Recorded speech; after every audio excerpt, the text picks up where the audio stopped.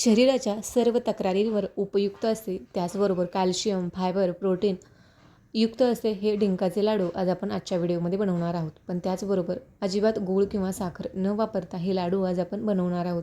चला तर मग सुरू करूया. आता हे डिंकाचे पौष्टिक लाडू बनवण्यासाठी सर्वप्रथम आपण कढईमध्ये 2 चमचे तूप टाकून घेतलं आणि यामध्ये आता आपल्याला 1 वाटी बदाम घ्यायचे आहेत. ते आता आपण भाजून घेऊया. आता हे बदाम जे आहे ते टणक असल्यामुळे 3 ते 4 मिनटं आपल्याला भाजण्यासाठी वेळ लागेल.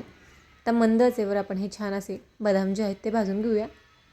आता भाजून झाल्यानंतर बाजूला काढून घेऊया. त्यानंतर त्याचमध्ये 1 वाटी काजू घेतलेले आहेत. काजूसुद्धा आपल्याला मंद आचेवर छान असे तांबूस होईपर्यंत भाजून घ्यायचे आहेत. आता काजू भाजून झाले की हे बाजूला काढून घेऊया. त्यानंतर इथं मी 1 वाटी खारीक घेतलेली आहे. खारकीमधील बिया काढून घेतलेल्या आहेत आणि खारीकसुद्धा आपल्याला छान हलकीशी कुरकुरीत होईपर्यंत भाजून घ्यायची आहेत. आता हा भाजून घेतलेली खारीक जी आहे तीसुद्धा आपण बाजूला काढून घेऊया. त्यानंतर यामध्ये परत एकदा 2 चमचे तूप टाकून घ्यायचं आहे आणि यामध्ये काळा मनुका घेतलेले आहेत ते आपल्याला इथं तुपामध्ये परतून घ्यायचे आहेत. 2 ते 3 मिनटं फक्त हलक्याशा ह्या मनुका तुपावरती आपल्याला परतून घ्यायचे आहेत. त्यानंतर आता इथं 1 वाटी मी मखाणा घेतलेला आहे.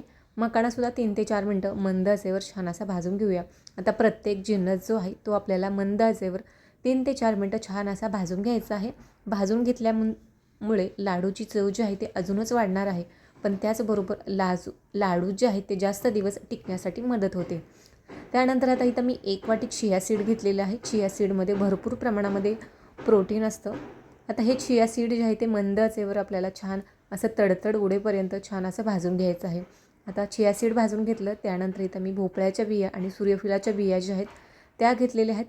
ह्यासुद्धा छान अशा आपल्याला मंद आचेवर छान अशा परतून घ्यायच्या आहेत.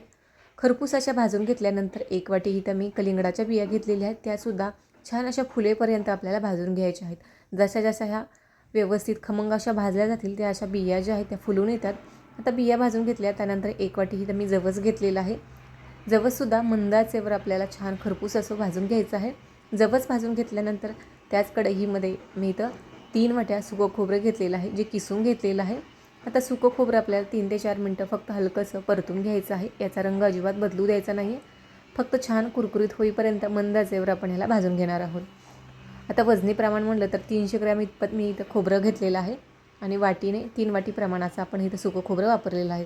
आता खोबरं भाजून झालेलं आहे. आता हे बाजूला काढून घेऊया.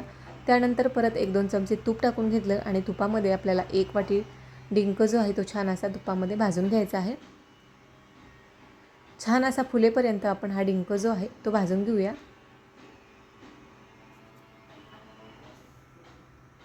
आता डिंक जो आहे तो छान फुलला गेलेला आहे आणि छान भाजून झालेला आहे. तो सुद्धा बाजूला काढून घेऊया. त्यानंतर इथं मी खजूर घेतलेले आहेत. 250 ग्राम इथं आपण खजूर वापरलेले आहे. यातल्या बिया ज्या आहेत त्या काढून घेतलेल्या आहे आणि आता मिक्सरच्या भांड्यामध्ये टाकून घेतलेले आहे. पण त्याचबरोबर इथं मी अंजीरसुद्धा घेतलेलं आहे. त्याचे बारीक तुकडे करून खजूर आणि अंजीर असं दोन्ही आपल्याला इथं मिक्सरला वाटून घ्यायचं आहे. आता खजूर आणि अंजीर मिक्सरला इथं मी वाटून घेतलेलं आहे. 1 चमचे कढईमध्ये तूप टाकून घेतलं आणि तुपामध्ये आपल्याला हे हलकंसं भाजून घ्यायचं आहे. भाजून म्हणजे मिक्सरमध्ये वाटल्यानंतर याचा टणक असा गोळा तयार होतो. पण ह्या तुपावरती परतून घेतल्यामुळं हे जे आहे ते छान असं वितळलं जातं. हा गोळा जो आहे तो मऊ होतो. त्यासाठी आपण हे अंजीर आणि खजूर जे आहे ते मऊ होईपर्यंत फक्त हलकंसं आपल्याला परतून घ्यायचं आहे. त्यानंतर आपण हे भाजून घेतलेले सर्व जिन्नस थंड झाले की मिक्सरमध्ये मिक्सरमध्ये वाटून घ्यायचे आहेत. आता सर्वप्रथम आपण छान अशी खारीक जी आहे ती पावडर तयार करून घेतलेली आहे. आता खारीक न वाळवता त्याची पावडर कशी तयार करून घ्यायची याचासुद्धा व्हिडिओ आपल्या चॅनलवर तुम्हाला पाहायला मिळेल. त्यानंतर सर्व जिन्नस आपण इथं मिक्सरला वाटून घेतले आणि आता वाटून घेतल्यानंतर या सर्व एका भांड्यामध्ये घेऊन एकजीव करून घेऊयाचं आहे. मिक्स करून घ्यायचं आहे. आता मिक्स करून घेतल्यानंतर यामध्ये आपण सगळ्यात शेवटी खजूर आणि अंजीर जे आहे ते यामध्ये टाकून घ्यायचं आहे.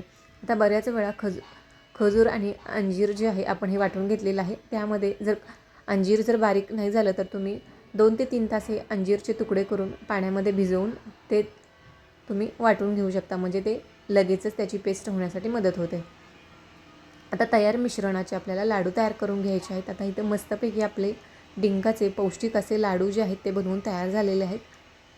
अतिशय सोपे पण खायलासुद्धा तितकेच चविष्ट पौष्टिक असे आपले बिना साखरेचे किंवा बिना गुळाचे लाडू जे आहे ते तयार झालेले आहेत. चला तर मग तुम्हाला आजचा व्हिडिओ कसा वाटला नक्की सांगा. व्हिडिओवर नवीन असाल तर लाईक, शेअर आणि सबस्क्राईब करायला विसरू नका. तोपर्यंत नमस्कार.